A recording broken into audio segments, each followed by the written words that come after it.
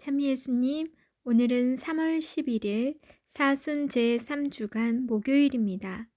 독서와 복음 말씀 봉독하도록 하겠습니다. 성부와 성자와 성령의 이름으로 아멘. 제일 독서입니다. 예레미야서의 말씀입니다. 주님께서 이렇게 말씀하신다. 나는 내 백성에게 이런 명령을 내렸다. 내 말을 들어라. 나는 너희 하느님이 되고 너희는 내 백성이 될 것이다. 내가 너희에게 명령하는 길만 온전히 걸어라. 그러면 너희가 잘 될 것이다. 그러나 그들은 순종하지도 귀를 기울이지도 않고 제멋대로 사악한 마음을 따라 고집스럽게 걸었다.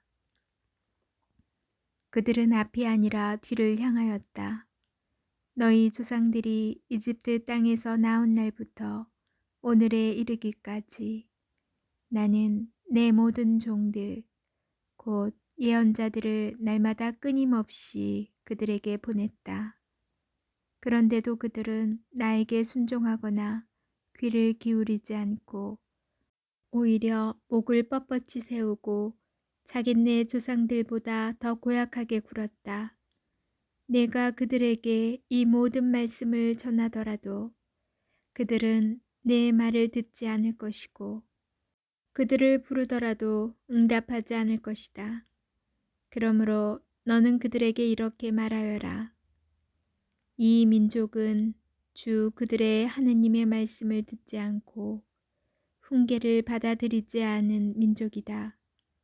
그들의 입술에서 진실이 사라지고 끊겼다. 주님의 말씀입니다. 하느님, 감사합니다. 복음 말씀입니다. 루카가 전한 거룩한 복음입니다. 그때 예수님께서 벙어리 마귀를 쫓아내셨는데 마귀가 나가자 말을 못하는 이가 말을 하게 되었다. 그러자 군중이 놀라워하였다. 그러나 그들 가운데 몇 사람은 저자는 마귀 우두머리 베엘제불의 힘을 빌려 마귀들을 쫓아낸다 하고 말하였다. 다른 사람들은 예수님을 시험하느라고 하늘에서 내려오는 표징을 그분께 요구하기도 하였다. 예수님께서는 그들의 생각을 아시고 이렇게 말씀하셨다. 어느 나라든 서로 갈라서면 망하고 집들도 무너진다. 사탄도 서로 갈라서면 그의 나라가 어떻게 버티어내겠느냐. 그런데도 너희는 내가 베엘제불의 힘을 빌려 마귀들을 쫓아낸다고 말한다.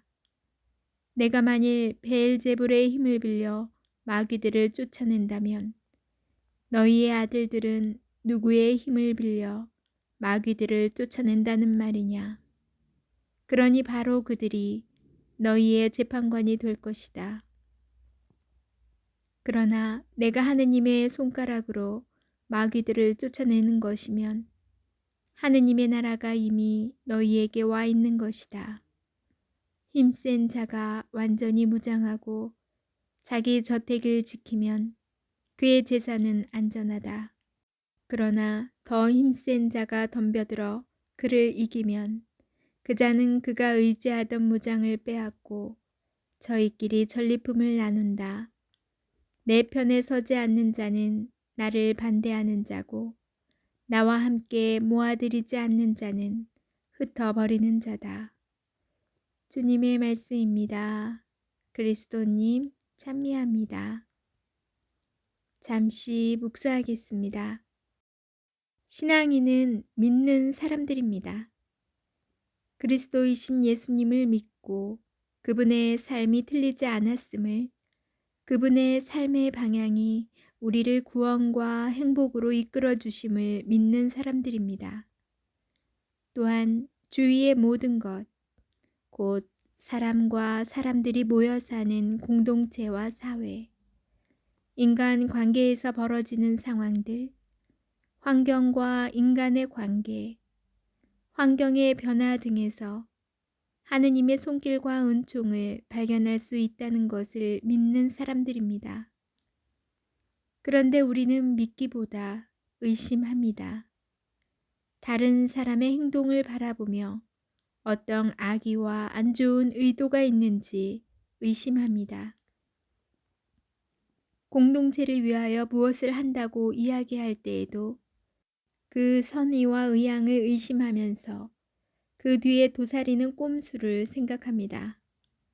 어떤 사람의 호의와 친절도 의심의 시선으로 바라보는 우리입니다. 군중 가운데 몇몇 사람은 예수님의 선한 행위도 그 놀라운 기적도 믿으려 하지 않고 왜곡하여 이야기합니다.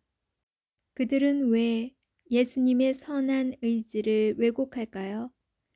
예수님의 마음을 이해하지 못해서라기보다는 예수님의 마음을 보지 않기 때문입니다. 자신의 입장과 이익에만 관심을 가지고 자신에게 없는 능력과 힘을 질투하여서일 수도 있습니다. 또한 어쩌면 자신들이 가지고 있는 권력과 인기를 예수님께서 빼앗아 가실 것만 같은 불안감과 두려움 때문일 것입니다. 그리고 다른 몇몇 사람은 표징을 요구합니다. 다시 말하여 예수님께서 왜 자신에게 그런 선한 의지를 표현하지 않으시고 다른 사람에게만 기적을 행하시는지에 대한 불만과 불평입니다. 사람들이 선한 의지와 행위를 왜곡하고 믿지 못하는 이유는 오로지 자신의 삶에만 관심을 가지고 있기 때문이 아닐까요? 묻지도 따지지도 않는 믿음이 사라지는 사회 문화가 조금은 안타깝습니다. 조금 손해를 보더라도 한 번쯤은 서로에 대한 신뢰로 시작해 보는 것도 예수님의 사랑을 전하는 우리의 삶이라 생각해 봅니다. 아멘. 성부와 성자와 성령의 이름으로 아멘. 우주에서 지구를 보면 정말 콩알 점으로만 보이죠. 그런데 우리가 살고 있는 곳은 그 점 안에서도 우주에서 바라봤을 때 그 점 안에서도 어느 한 나라, 어느 한 나라에서도 어느 지역, 그 지역에서도 어느 동네에 하나의 집에서 사는 아주 작은 우주에서 보면 정말 사람은 존재가 보이지 않을 것 같아요. 그러면서도 그 틀 안에 갇혀서 거기가 온 세상, 온 우주인 양 살아가는 그 교만으로 살아가는 제 모습을 늘 바라볼 때 참 안타깝기도 하고 불쌍해 보이기도 합니다. 그런데 참 옆에서 잘 되면 저도 모르게 쑥쑥 올라오는 이 질투심이 정말 이것을 좀 초월할 수는 없을까? 조금만 눈을 들어 멀리 본다면 그건 아무것도 아닌 건데 그거를 깨기가 참으로 힘들다는 게 느껴져요. 제가 아마 예수님도 그 시대에 많은 사람들의 그 질투심에 의해서 그렇게 죽음에 이르게 된 건 아닐까 생각해 봅니다.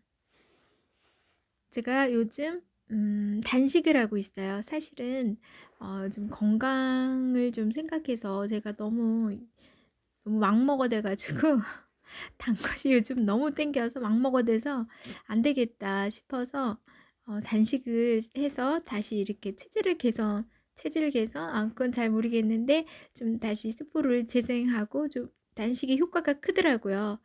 그래서 도전을 해보고 있는 상태입니다.